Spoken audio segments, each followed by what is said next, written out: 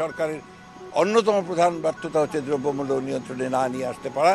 সেটা তারা বলেছেন যে তারা এটার উপর কাজ করছেন, এই কাজগুলো তারা দ্রুততর করার চেষ্টা করবেন।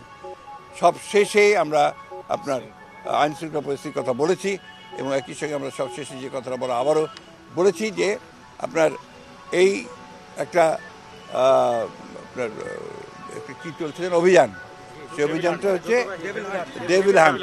আমরা অতীতেও অনেক অভিযান দেখেছি, সেই ধরনের কোনো পুনরাবৃত্তি যেন না হয়, অর্থাৎ কোনো ইনোসেন্ট মানুষ যারা আপনার যেন না হয় এবং এটা নিয়ে আবার যেন কোনো রকমের সমস্যা তৈরি করা না হয়, এই কথাগুলো আমরা অত্যন্ত জোরের সঙ্গে বলেছি। প্রধান উপদেষ্টা এবং তার সঙ্গে যারা ছিলেন তারা আমাদেরকে আশ্বস্ত করেছেন যে অতি দ্রুত তারা নির্বাচনের ব্যবস্থা করছেন এবং তিনি বলেওছেন যে ডিসেম্বরের মধ্যে তিনি নির্বাচনের ব্যবস্থা করার জন্য তারা কাজ করছেন।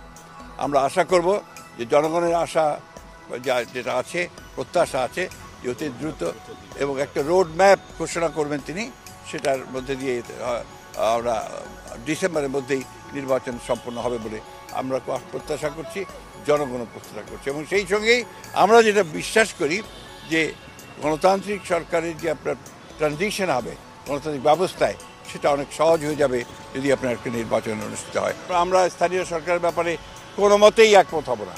আমরা খুব পরিষ্কার করে আগেও বলেছি, এখনও বলছি যে জাতীয় সরকারের আগে কোনো নির্বাচন হবে না।